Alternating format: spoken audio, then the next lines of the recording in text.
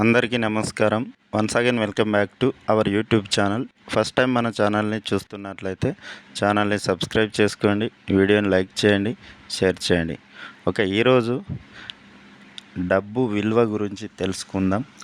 ఈ రోజుల్లో ఎంత సంపాదిస్తున్నా సరే ఆ సంపాదిస్తున్నటువంటి డబ్బును ఒక ప్రణాళికబద్ధంగా ఖర్చు చేయలేకపోతే మనం ఎంత సంపాదిస్తున్నా సరే అసలు అది ఎక్కడ వేసినా గొంగలి అక్కడే అన్నట్లుగా అనిపిస్తూ ఉంటుంది. ఈ సమాజంలో ఈ రోజుల్లో జరుగుతున్నటువంటి పరిస్థితి మన కళ్ళ ముందు కనబడుతూనే ఉంది. ఎంత సంపాదిస్తున్నా కొంతమంది ఎక్కడ వేసినా గొంగలి అన్న చందంగా వారి ఆర్థిక పరిస్థితి ఉంటుంది. నెల మొదట్లో జీతం తీసుకుంటే 20వ తేదీ నాటికి కొంతమంది అప్పులు ఎక్కడ దొరుకుతాయా అని ఎదురు చూస్తుంటారు. ఆర్థికంగా స్థిరపడాలన్న ఆ దిశగా విజయం సాధించలేకపోతారు. అంటే వారి ప్లాన్లో ఏవో కొన్ని లోపాలు ఉన్నాయన్నమాట. అలాంటి వారు కొన్ని అలవాట్లను వదిలేస్తే ఆర్థికంగా ఎదగగలుగుతారు. మరి వారు ఎలాంటి అలవాట్లను మానుకోవాలో తెలుసుకుందాం. అసలు డబ్బు ఎవరికి చేదు.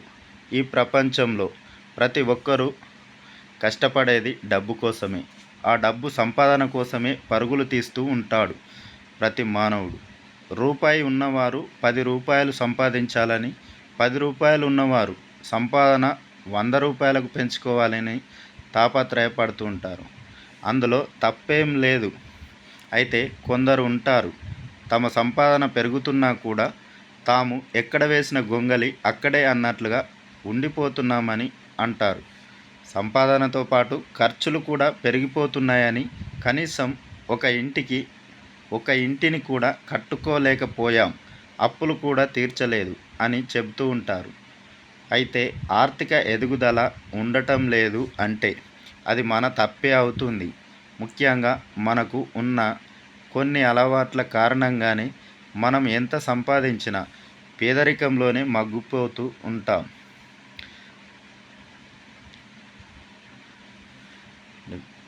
బడ్జెట్ లేకపోవడం. మనకు వచ్చే సంపాదన ఎంతైనా సరే వచ్చేది ఎంత, మనం పెడుతున్న ఖర్చు ఎంత, దేనికి ఎక్కువ ఖర్చు చేస్తున్నాం, ఎక్కడ పొదుపు చేయాలి అనే బడ్జెట్ని తయారు చేసుకోవాలి. ఈ అలవాటు లేకపోతే ఎంత వచ్చినా వచ్చినట్లే ఎక్కడ పోతుందో తెలియకుండా ఖర్చు అవుతూ ఉంటుంది. కాబట్టి ఖచ్చితంగా ఒక ప్రణాళిక అనేది ఉండాలి. అధిక రుణాలు. ఈ రోజుల్లో ఉద్యోగం చేసే ప్రతి ఒక్కరికి బ్యాంకులు చాలా సులభంగా క్రెడిట్ కార్డులను ఇచ్చేయడం జరుగుతుంది. దీంతో అవసరానికి మించి, అసలు అవసరం ఉన్నా లేకున్నా వాడటం మొదలు పెడుతున్నారు. ఈ క్రెడిట్ కార్డులు రుణాలపై ఎక్కువగా ఆధారపడడం వల్ల అధిక వడ్డీ చెల్లింపులు ఆర్థిక ఒత్తిడికి దారితీస్తుంది. దీనివల్ల పెట్టుబడి పెట్టడం, సంపద పెరగడం కూడా అసాధ్యమవుతుంది. ఈ రోజుల్లో నిజంగా క్రెడిట్ కార్డులు అనేటివి విచ్చలవిడిగా ఇవ్వడం వలన అసలు అవసరం ఉన్నా లేకున్నా ఖర్చులు అనేటువంటి ఎక్కువగా పెడుతున్నారు. కాబట్టి ఎక్కువ రుణాలు తీసుకోవడం వల్ల కూడా అప్పులు కూడా వడ్డీ కూడా చెల్లించలేనటువంటి పరిస్థితి ఈ రోజుల్లో చూస్తూ ఉన్నాం. థర్డ్ వన్, సరిపోని పొదుపు. ప్రజలు అత్యవసర నిధులు లేదా పొదుపు లేకుండా ఆర్థిక సంక్షోభాలకు గురవుతారు. ఇది ఎప్పటికీ అంతం లేని ఆర్థిక డూమ్ లూప్ను సృష్టిస్తుంది. సరిగ్గా పొదుపు లేకపోతే కూడా అసలు ఏదన్నా ఇబ్బందికర పరిస్థితుల్లో పొదుపు చేసుకున్నట్లయితే ఆ పొదుపు చేసిన డబ్బును ఉపయోగించుకోవడానికి వీలు కలుగుతుంది. ఫోర్త్ వన్, దీర్ఘకాలిక ఆర్థిక ప్రణాళిక లేకపోవడం. పదవీ విరమణ వంటి భవిష్యత్తు కోసం ప్లాన్ చేయడంలో విఫలమైతే దీర్ఘకాలికంగా ఆర్థిక అభద్రత అనేది ఏర్పడవచ్చు.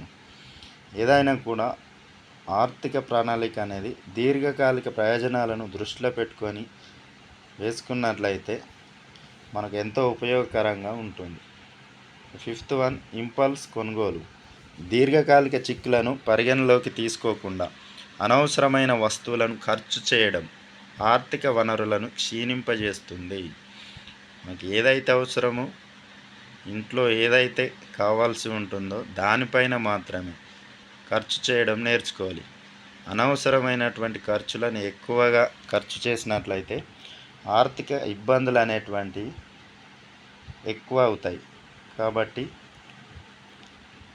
అనవసరమైన ఖర్చును తగ్గించుకోవాలి. సిక్స్త్ వన్, విద్యా నైపుణ్యాలపై తక్కువ పెట్టుబడి. తమపై పెట్టుబడి పెట్టకపోవడం వల్ల సంపాదన సంభావ్యత, కెరీర్ పురోగతిని పరిమితం చేయవచ్చు. ఫోర్త్ వన్, సెవెంత్ వన్, బీమాను నిర్లక్ష్యం చేయడం. తగినంత బీమా లేకపోవడం ఊహించని సంఘటనల్లో గణనీయమైన ఆర్థిక నష్టానికి దారితీస్తుంది. బీమా లేకపోవడం ఒక విపత్తు తర్వాత మీరు విచ్ఛిన్నం కావడానికి కారణం కావచ్చు. ఈ రోజుల్లో చూస్తున్నట్లయితే బీమా అనేది అత్యవసరం. ఏదైనా ఎల్ఐసి కావచ్చు, ఏదైనా కావచ్చు. బీమా అనేది మనిషికి అత్యంత అవసరమైనటువంటిది. అనుకోని సంఘటనలు ఏవైనా జరిగినట్లయితే ఈ బీమా అనేది ఆ సమయంలో మనకు అవసరానికి ఉపయోగించుకోవచ్చు.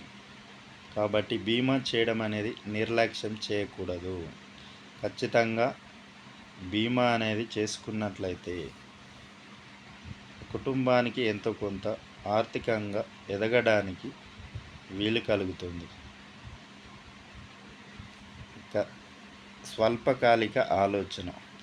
దీర్ఘకాలిక ఆరోగ్యంపై తక్షణ తృప్తికి ప్రాధాన్యత ఇవ్వడం వలన ప్రజలు సంపద పోగు చేసే ప్రణాళికను కలిగి ఉండకుండా నిరోధించవచ్చు.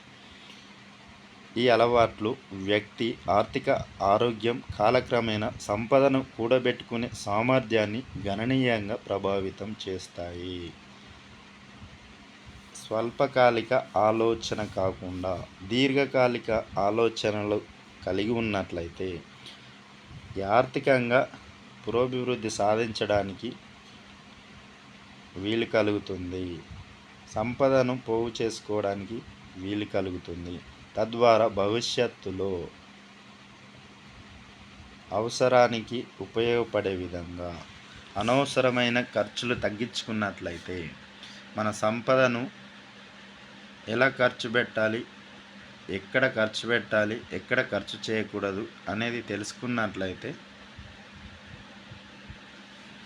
బాగుంటుంది. Okay, thanks for watching. Please subscribe my channel. Thank you.